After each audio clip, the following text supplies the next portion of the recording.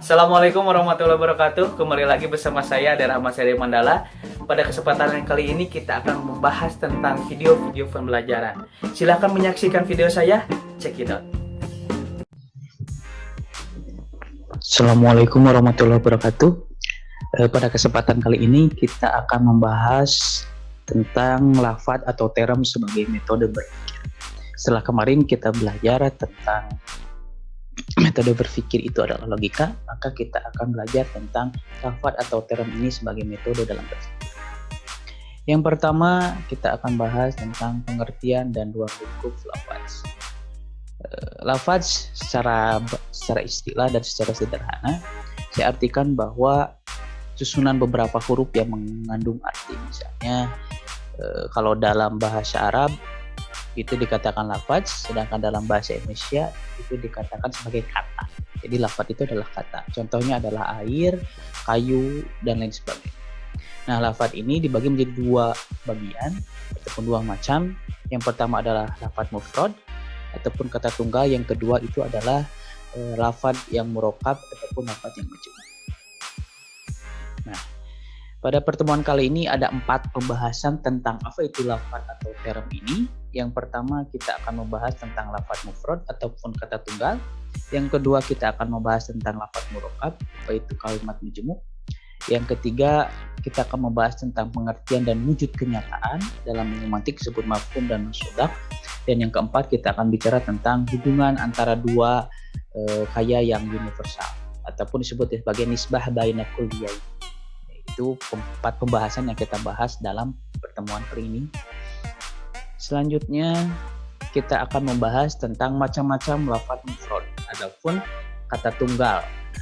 Macam-macam lafadz mufrad ini bisa dilihat dari berbagai macam. Yang salah satunya adalah yang pertama kita lihat dari segi bentuknya. Yang pertama dilihat dari segi bentuknya itu ada 4 macam lafadz mufrad. Yang pertama adalah satu huruf yang mempunyai makna. Misalnya huruf ba. Dalam bahasa Arab ketika dilangkaikan dengan kata yang lainnya ataupun kata Allah, misalnya jadi billahi yang artinya adalah sumpah. Sumpah demi Allah. Makanya kalau orang bersumpah biasanya billahi, demi Allah.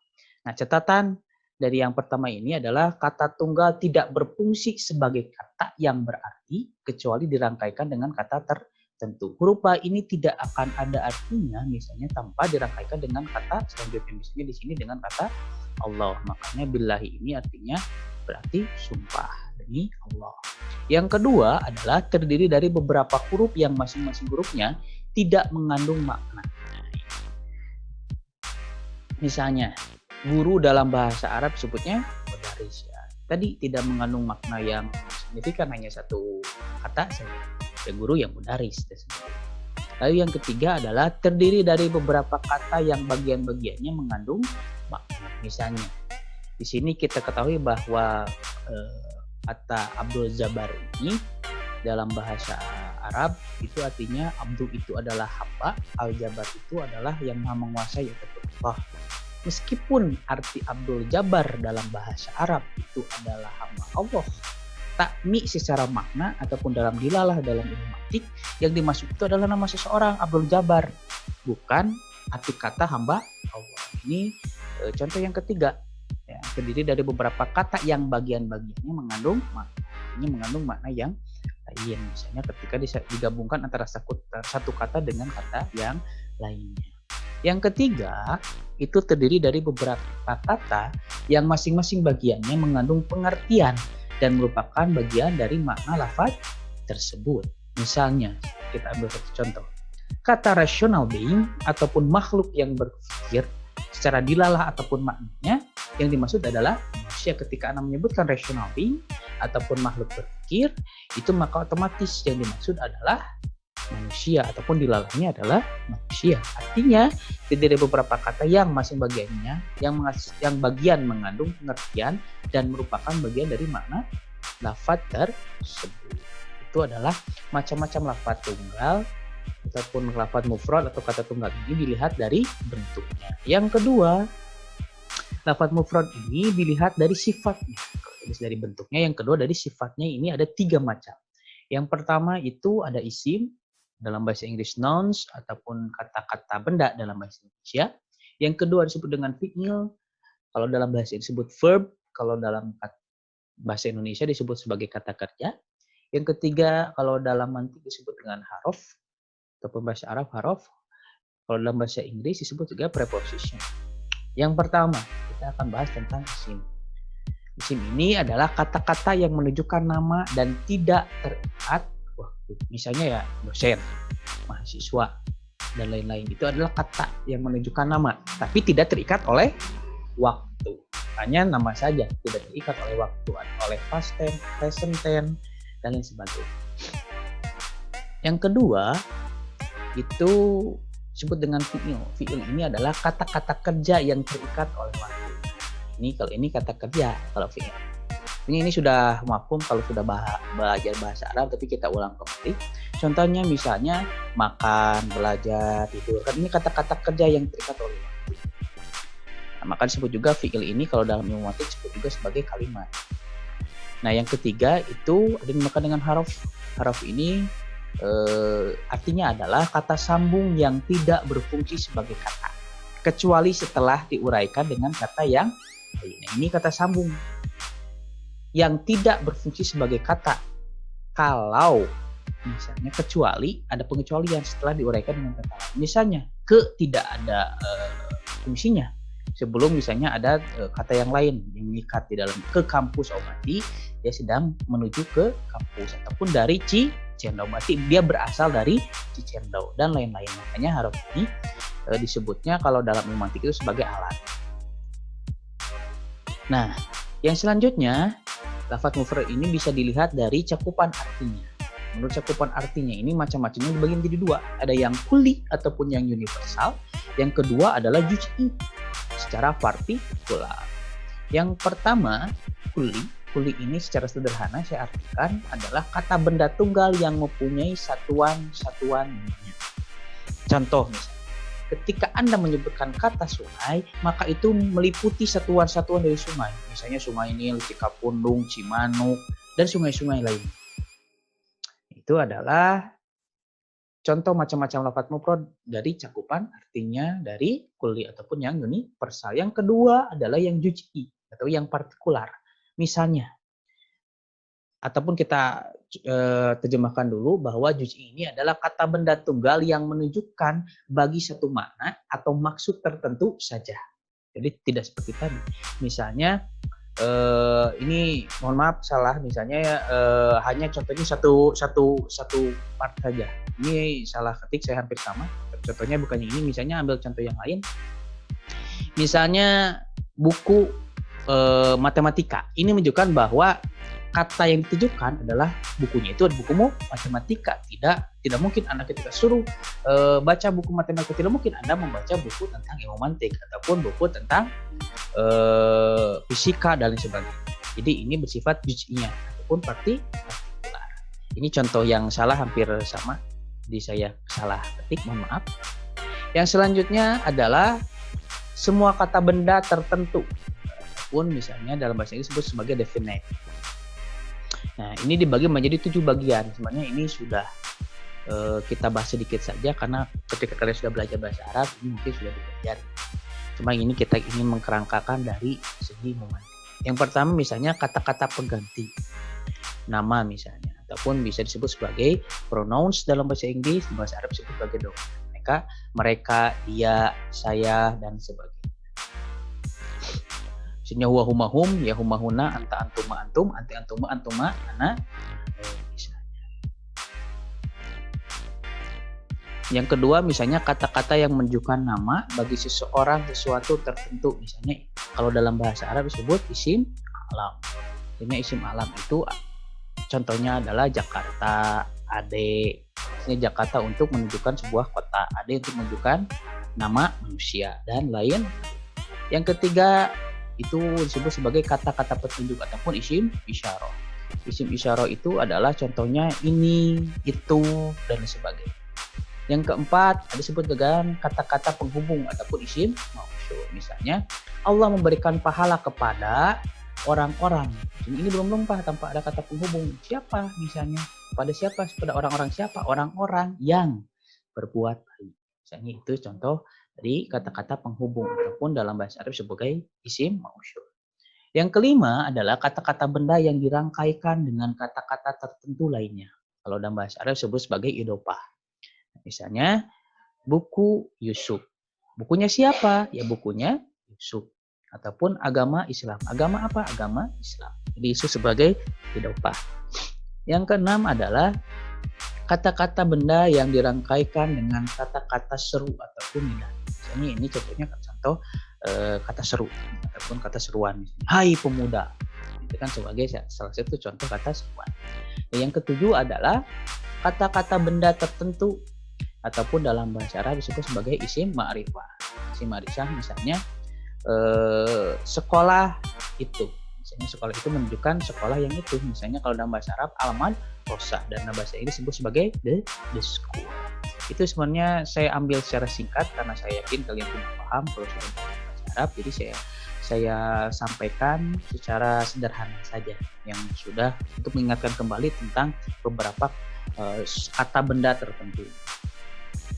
Yang selanjutnya, macam-macam lafadz mufrad ini dilihat dari segi wujud dan tidak wujudnya. Ini dibagi menjadi 3 macam. Yang ada yang disebut sebagai kata tunggal positif, ada yang disebut sebagai kata tunggal negatif, dan ada yang disebut sebagai kata tunggal privat. Yang pertama adalah kata tunggal yang positif. Kata tunggal yang positif ini dalam umum arti sebagai lafadz mufrad muhassas. Yang kedua, kata tunggal negatif ini dalam arti disebut lafadz mufrad ma'dul. Dan kata tunggal privatif dalam umum arti sebagai lafadz mufrad adam. Nah, yang pertama kata tunggal positif pada lafadz mufrad muhassas ini adalah kata tunggal yang menunjukkan wujud benda atau sifat. Itu tadi.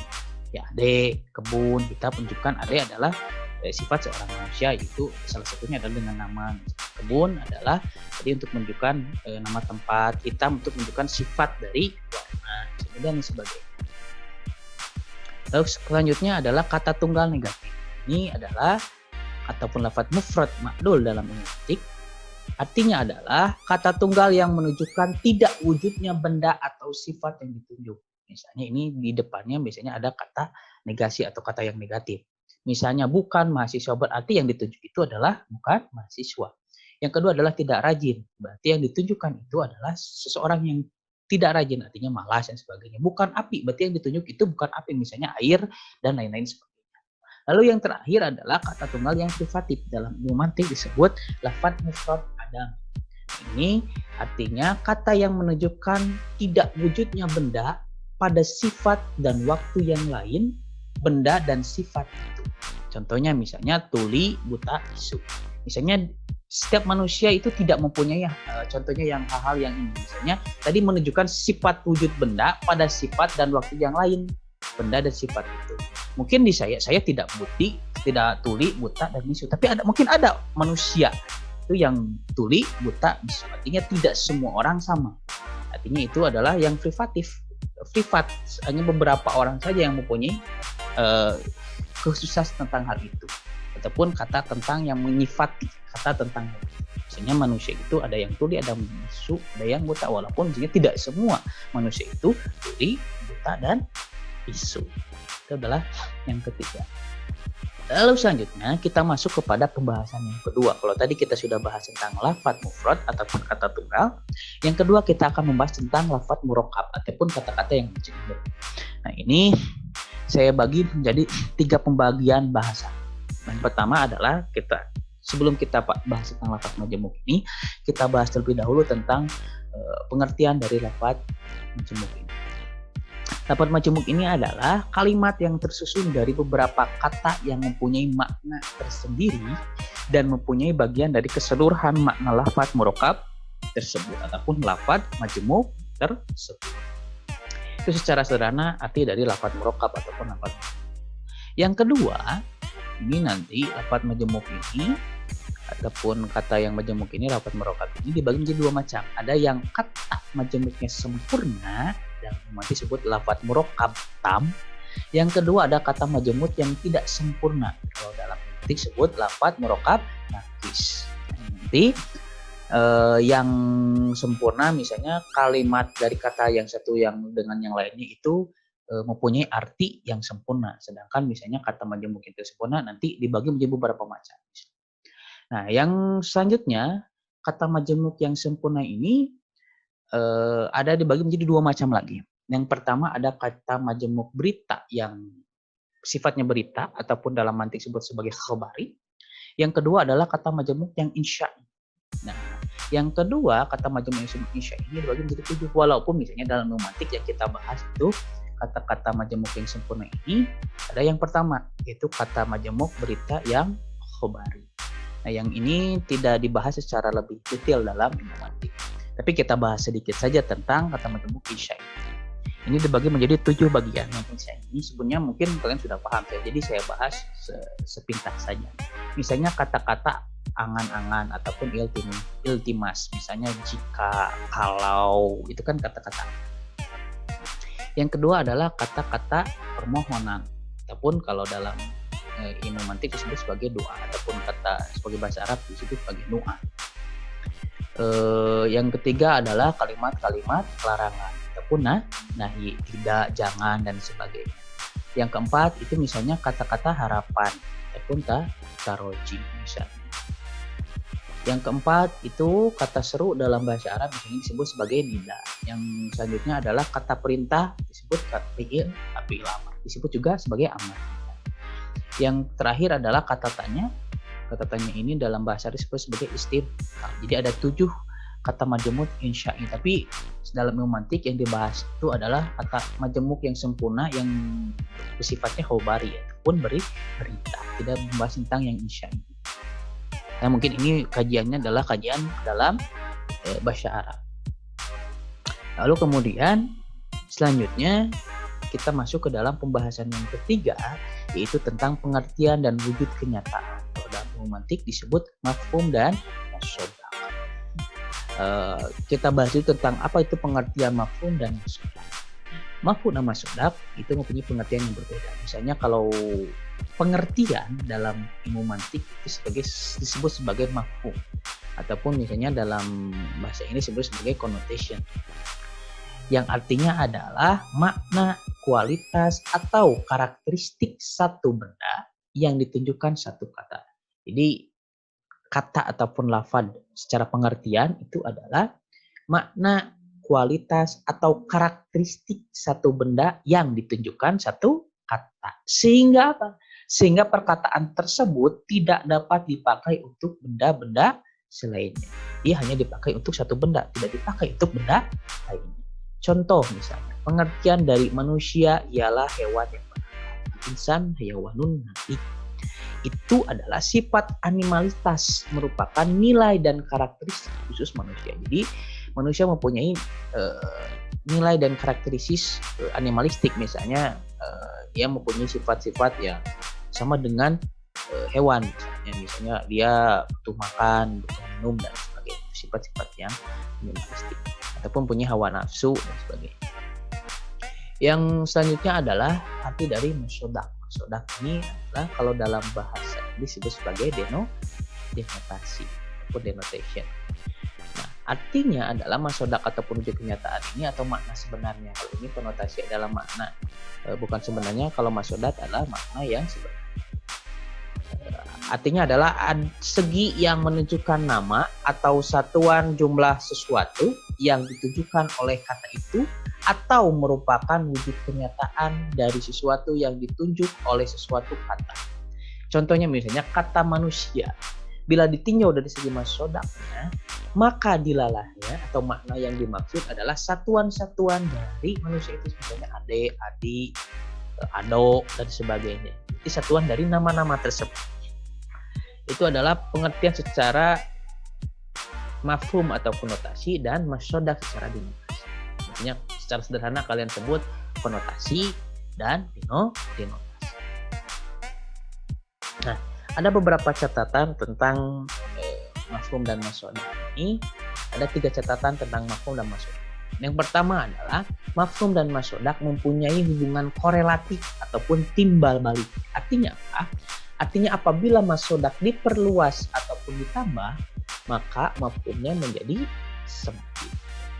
Lalu yang kedua, catatannya misalnya perkataan manusia dilihat dari segi masyodak, dilalahnya meliputi satuan manusia dan hanya manusia saja. Jadi bukan satuan yang lainnya. Manusia saja, tidak ada hewan, tidak ada tumbuhan dan sebagainya. Lalu tapi bila masodaknya diperluas dengan mengatakan semua hewan, maka mafhumnya hanya sifat animalistik ataupun hawaniah saja yang tanpa sifat rasional. Jadi tadi yang membedakan kita adalah tadi rasionalitas. Tapi kita misalnya yang kalau kita tidak punya rasionalitas, seperti kita sama dengan secara sederhananya gitu. Nah, maka bila mafhumnya yang diperluas dengan hewan yang berakal dan beragama Islam, maka maksudnya berkurang, hanya meliputi orang-orang saja. Tadi tidak hanya hewan, tapi hanya manusia saja. Karena yang disebut hewan yang berakal hanyalah manusia, tidak ada hewan yang berakal. Ya. Itu secara sederhana catatan yang kedua. Ini contoh dari yang pertama tadi. Catatan yang ketiga, misalnya ada hubungan korelatif mafhum dan masodak dianggap benar.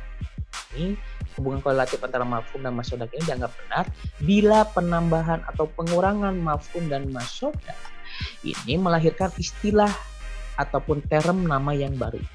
Misalnya, seperti penemuan bangsa primitif di Afrika ataupun pygmy, ini seolah-olah adanya penambahan masodak dari kata bangsa primitif.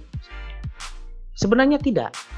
Ada penambahan masodak dari kata bangsa primitif karena tidak merubah tampak primitif itu sendiri, dalam arti tidak mengurangi mafhum dari makna bangsa primitif. Misalnya dengan ditambahnya penemuan bangsa pygmy di Afrika itu tidak mengurangi bahwa bangsa primitif itu tidak berkurang.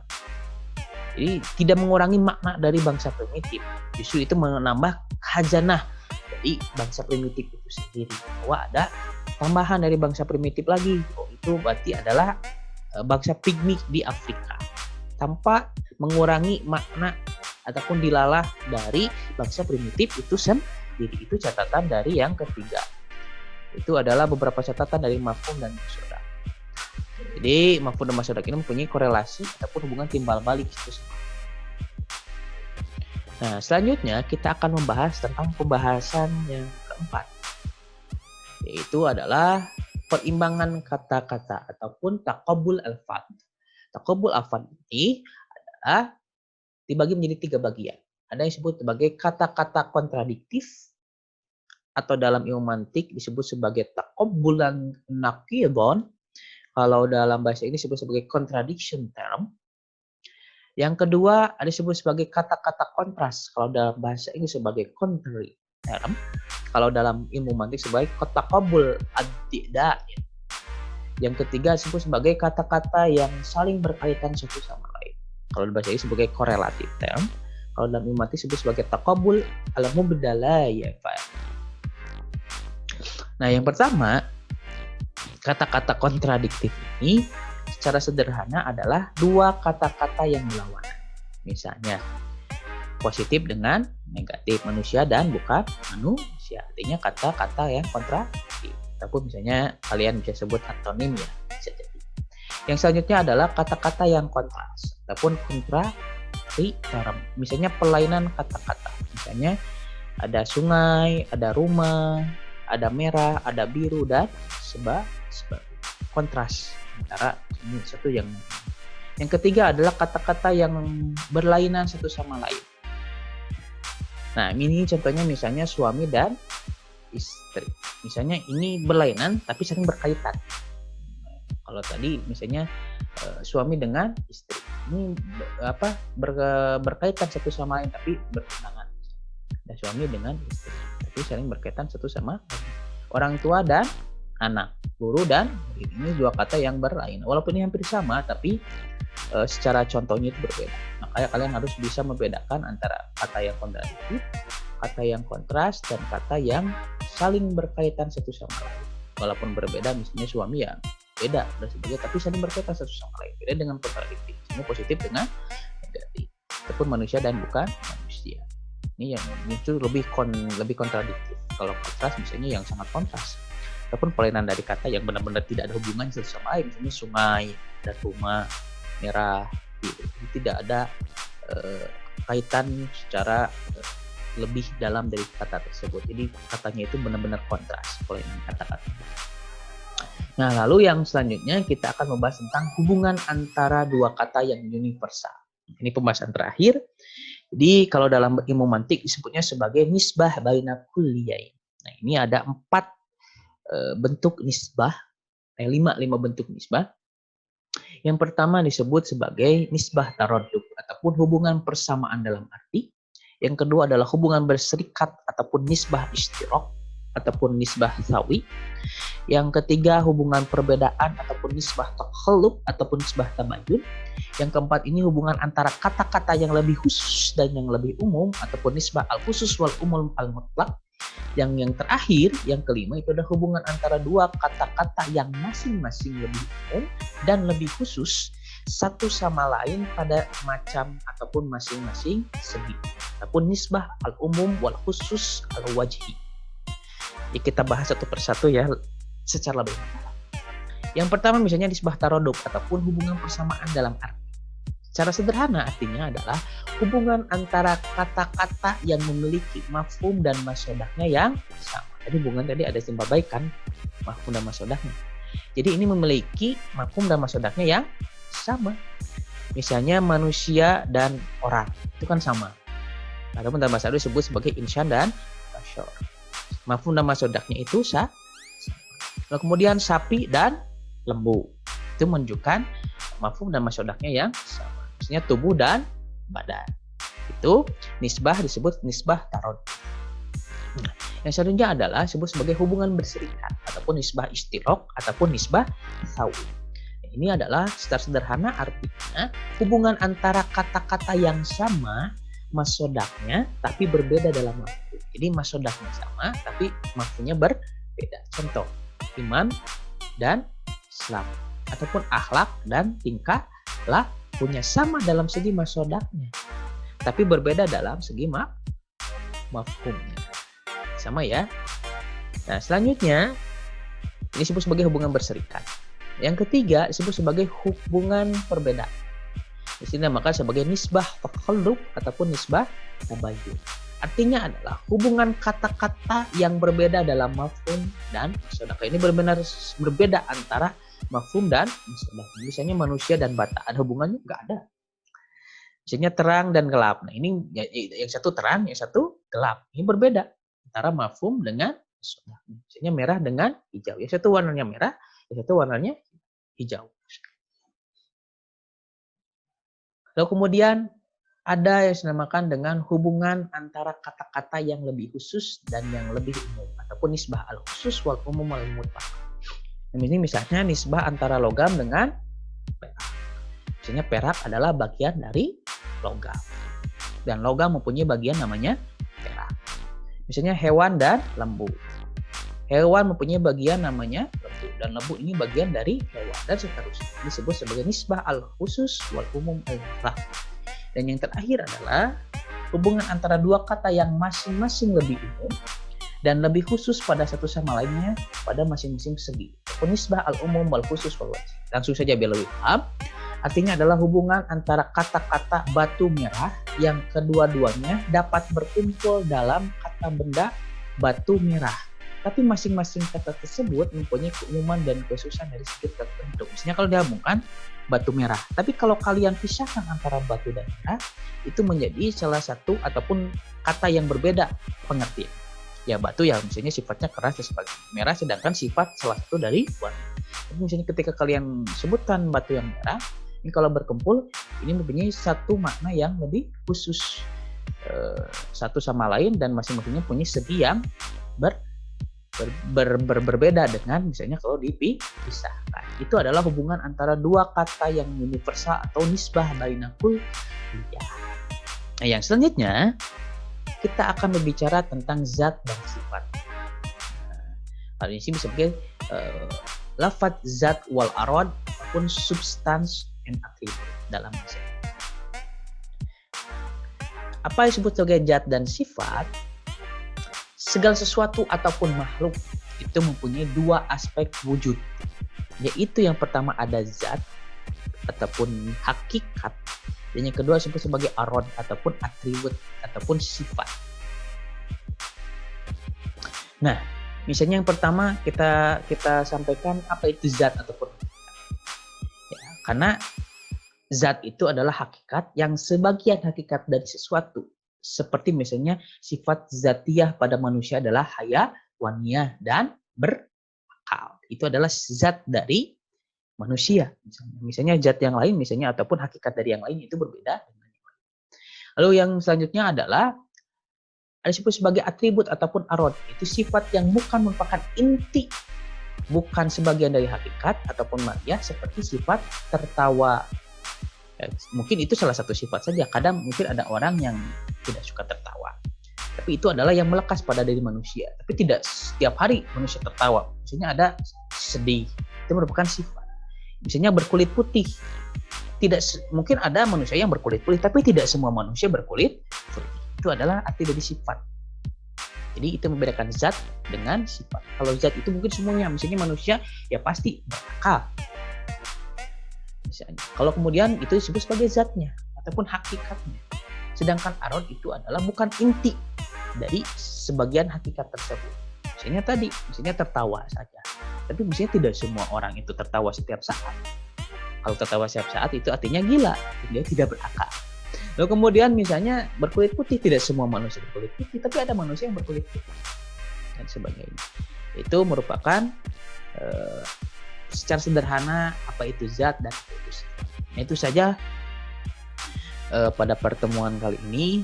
Semoga bermanfaat dan jangan lupa diskusikan di kolom komentar di bawah ini dan like, komen, subscribe dan share video ini. Semoga bermanfaat bukan hanya bagi kalian tapi bagi seluruh yang menonton dari ini. Sekian akhirul kalam, wallahul muwaffiq ila aqwamit thoriq. Wassalamualaikum warahmatullahi wabarakatuh.